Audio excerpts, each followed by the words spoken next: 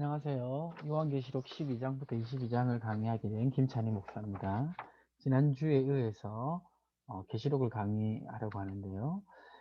12장은 영적 전쟁의 가장 중요한 복음을 간략하게 보여주고 있는 말씀입니다. 왜 12장이 이제 복음을 보여주고 있는 말씀이냐면 12장의 여자는 교회를 말하고요. 여기서 여자가 낳은 아들은 예수 그리스도를 상징합니다. 어떻게 알 수 있냐면 12장 5절에 보니까 이는 장차 철장으로 만국을 다스릴 남자라 예수님을 의미하는 표현입니다. 그리고 이제 이 여자가 핍박을 받죠. 누구의 핍박을 받습니까? 뱀의 낯을 피하여 사탄의 핍박을 받아서 피하는데 그 시기가 한때, 두때와 반때를 양육받음에 한때와 두때와 반때라는 것은 3년 6개월, 42달을 의미합니다. 이 종말의 시기 가운데 핍박의 시기, 또 한편으로는 복음을 전할 수 있는 시기, 최후의 심판이 나타나기 전의 시기를 상징하는 언어입니다. 그래서 이 12장은 복음을 간략하게 설명하면서 핍박의 시대 가운데 예수 그리스도를 믿어야 된다는 것을 보여주고 있는 말씀입니다. 이 12장을 이제 신비적으로 해석할 것이 아니라 저번 주에도 말씀드렸듯이 묵시문학의 특성으로 해석을 하면 12장이 이해가 됩니다. 자, 그리고 이제 13장부터는 어떤 내용이 전개되냐면 이 교회를 핍박하는 짐승의 존재에 대해서 나와 있는데요. 그 짐승의 존재는 그 본질을 따라 들어가면 사탄이죠. 사탄인데 이제 13장에서 이제 말하는 이 짐승의 의미는 그 사탄의 사주를 받아서 성도를 핍박하는 현실 세계의 대상을 묘사하고 있습니다. 여기 13장 5절에도 짐승이 과장되고 신성모독을 말하는 입을 받고 또 42달 동안 일할 권세를 받으니라. 그러니까 이제 이 짐승은 사탄의 역사를 통해서 일하는 이 세상의 어떤 존재를 의미하고 있습니다. 자, 그런데 그 존재를 어떻게 표현하고 있냐면 13장 18절에 그 지혜가 여기 있으니 총명한 자는 그 짐승의 수를 세어보라. 그것은 사람의 수니 그의 수는 666이니라.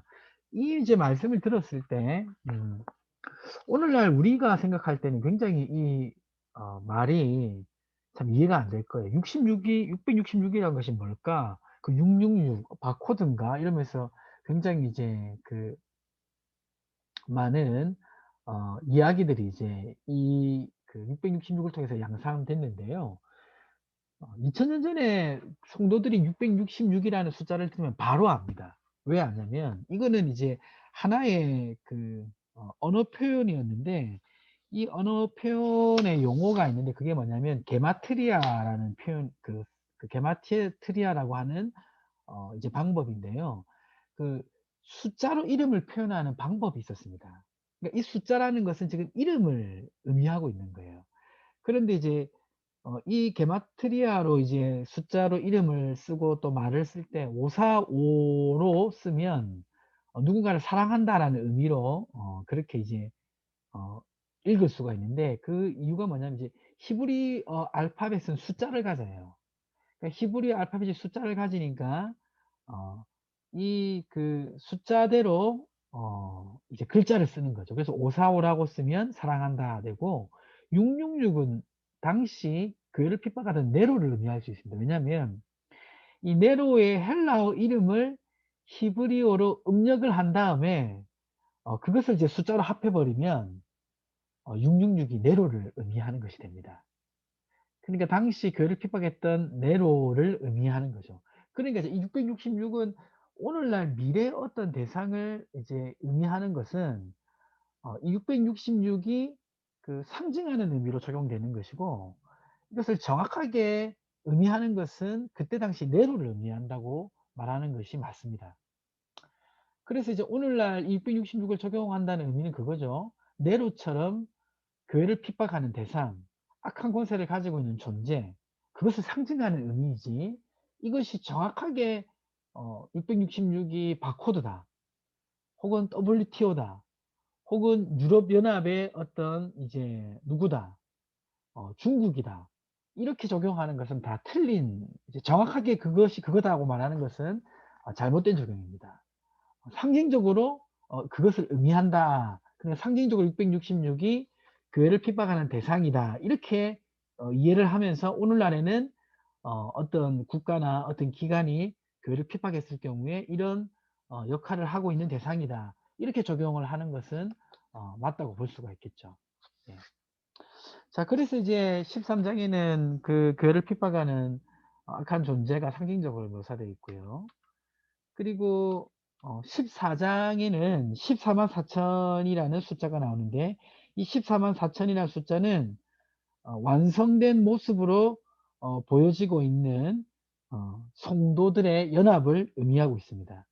14만 4천이라는 숫자는 이제 상징적인 숫자죠. 완전수인데 12가 히브리어로 완전 의미를 말하는 숫자인데 12 곱하기 10이 144잖아요. 그래서 14만 4천이라는 것은 하나님의 뜻에 의해서 구원받아 완전한 성도들의 숫자를 14만 4천이라고 표현한 겁니다. 그 다음에 14장, 15장은 구원받은, 이렇게 이제 지금 악한 존재가 핍박하는 가운데 있지만 하나님이 완전히 자신이 구원할 자들을 구원한다는 의미가 14만 4천이에요. 그것이 이제 14장, 15장에 기록되어 있습니다. 그렇게 14장, 15장이 진행되고 그 다음에 이제 16장으로 가는데요. 이 16장은 뭐냐면 지금 마지막 전쟁을 보여주고 있는 내용입니다. 그러니까 지금 계시록은 종말을 향해 가고 있는데 종말의 마지막 전쟁이 있습니다. 그 전쟁은 하나님의 군대와 사탄의 군대의 마지막 그 싸움이 일어나는 그런 전쟁이죠. 여기에서 보면 지금 그 전쟁의 그 아주 중요한 본질이 나와 있는데 16장 13절과 14절에 보면 내가 보면 개구리 같은 새 더러운 영이 용의 입과 짐승의 입과 거짓 선지자의 입에서 나오니 그들은 귀신의 영이라 이적을 행하여 온 천하 왕들에게 가서 하나님 곧 전능하신 이의 날에 있을 전쟁을 위하여 그들을 모으더라. 그러니까 지금 영이 들어가서 왕들을 지금 전쟁에 모으는 거죠. 그러니까 이제 이 마지막 전쟁의 핵심은 영적 전쟁이 핵심인 것입니다. 그리고 이제 여기 지금 쓰여 있는 이 아마겟돈이라는 이 용어도 미래적으로 해석을 하면 굉장히 혼동이 일어납니다. 그러니까 예를 들어서 이제 아마겟돈 전쟁이 세계 2차 대전이다. 아니면 세계 3차 대전이다. 이렇게 적용할 수는 없어요. 왜 그렇습니까? 이 아마겟돈이라는 지역은 당시 이제 로마 제국과 파르티아 제국의 전쟁을 했었던 그런 이제 그 장소를 이제 의미하는 것입니다. 그러니까 이제 어, 이 전쟁은 마지막 시대에 있을 하나님의 심판이 있기 전에 있을 영적 전쟁, 큰 전쟁, 영적인 우주적인 전쟁을 의미하는 거지 인간 세상의 어떤 전쟁을 의미한다고 정확하게 찝을 수는 없는 것이에요. 아까 앞에서 말했던 666과도 비슷한 해석입니다. 그렇게 이해하시면 이 아마겟돈 전쟁을 잘 이해할 수 있는 것입니다. 언젠지는 모르지만 종말의 시대는 마지막 영적 전쟁이 있을 것입니다. 그 전쟁이 끝나고 나면 예수님의 재림이 있게 되는 것이죠. 그것은 물리적인 전쟁이라고 보게 되면 많은 이제 오해가 생길 수 있는 것이겠죠.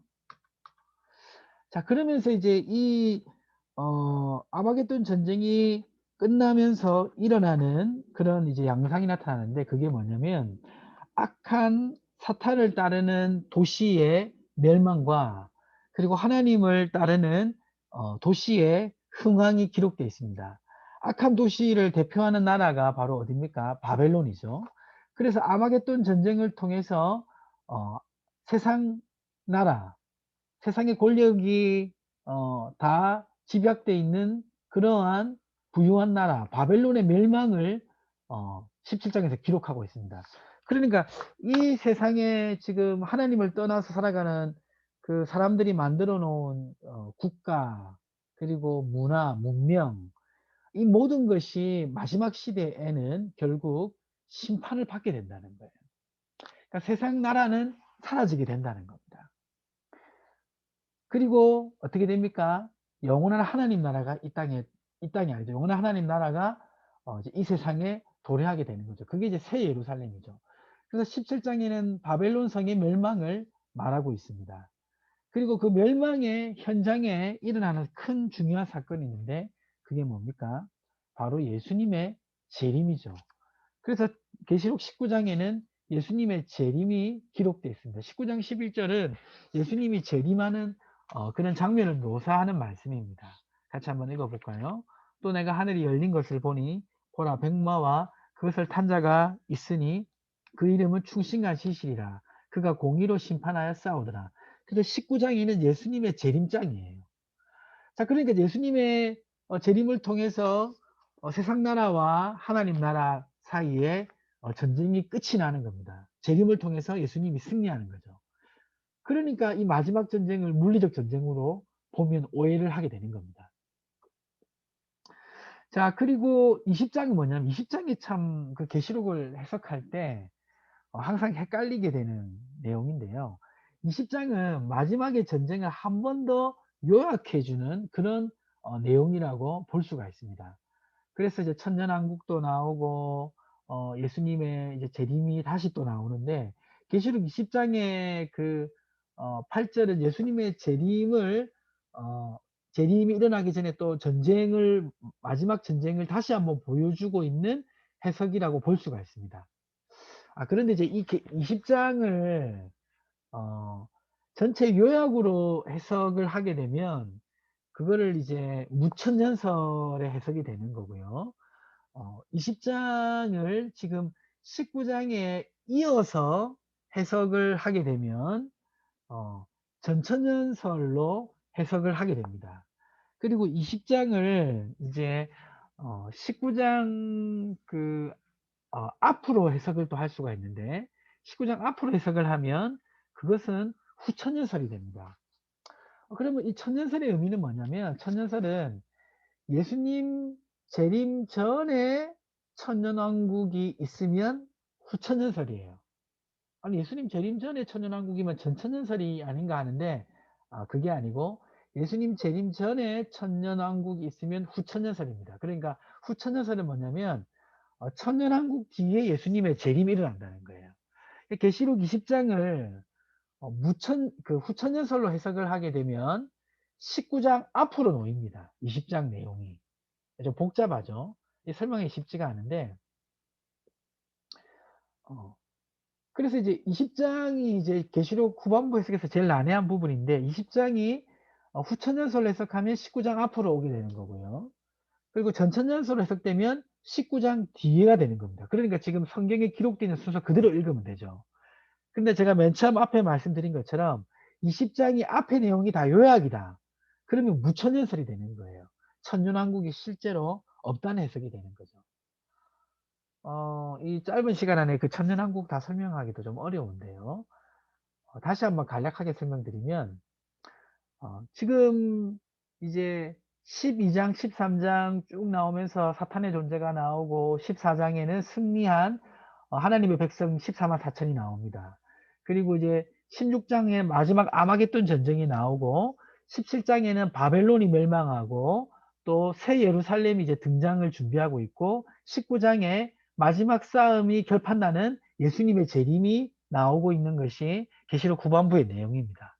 그러면서 20장을 무천년설, 천년왕국이 없다라는 것으로 해석을 하게 되면 이 20장은 앞의 내용을 다 요약한 그런 내용이라고 보시면 됩니다. 그러면 이제 20장에 이제 그 여러 내용들이 나오는데요. 20장에 그 무천년설로 해석을 하게 되면 20장의 그 내용 중에 방금 말씀드린 20장 8절이 마지막 싸움이 되는 거고요. 그리고 이 20장을 자세히 보시면 여러 내용들이 있는데 20장 그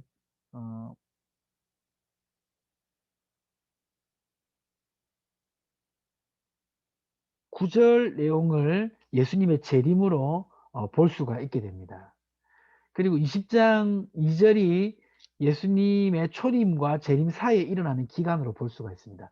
그러니까 20장을 무천년설 해석하면 모든 것을 요약하는 해석이 되는 겁니다. 예. 그러면 전천년설은 뭐냐? 19장이 예수님의 재림이 있은 다음에 다시 20장에 다시 한번 어 악의 세력과 하나님의 세력의 전쟁이 일어납니다.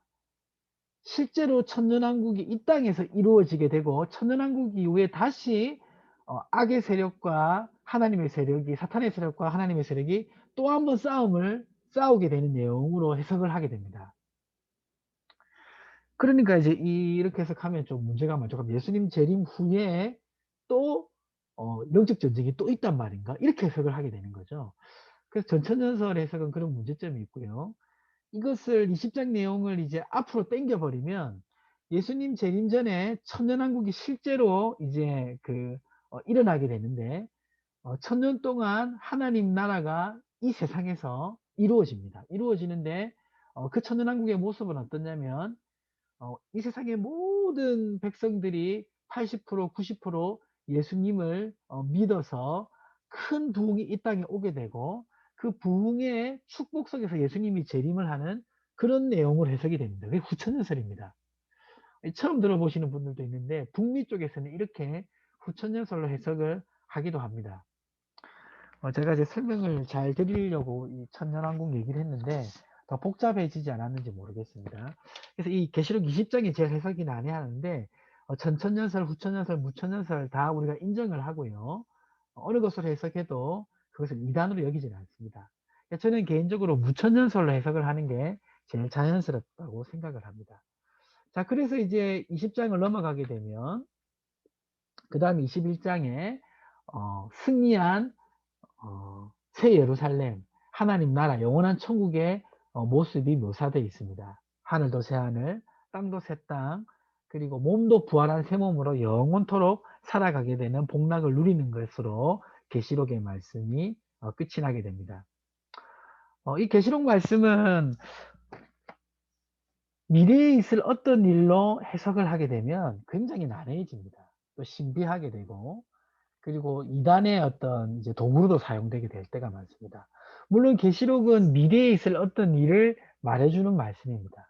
그런데 이제 그것을 해석하는 이제 방법은 처음에 말씀드린 것처럼 이 계시록에 쓰여진 그 방식, 전달 방식, 묵시적 문화, 그러니까 어떤 특별한 메시지를 전하기 위해서 듣는 사람과 받는 사람이 아는 그런 단어로 그런 방식으로 쓰여진 책이라는 것을 이해하고 그때 당시 문화적 배경을 이해하고 이 성경을 읽게 되면 신비한 해석이 아니라 그때 당시 사람들이 이해할 수 있는 말씀이 되는 거예요. 네. 그럼 오늘날 우리가 적용할 때는 뭐냐면 그때 당시 그 사람들에게 이 말씀이 그렇게 의미했던 것처럼 오늘 우리가 살아가는 이 시대에도 그것을 적용함으로 이 계시록 말씀을 이해하면 큰 어려움 없이 계시록 말씀을 이해할 수 있게 되는 것입니다. 아무쪼록 이 계시록 말씀을 통하여 이 어둡고 힘든 시대 가운데 승리하는 우리 모든 성도님 되시기를 주님의 이름으로 축복합니다.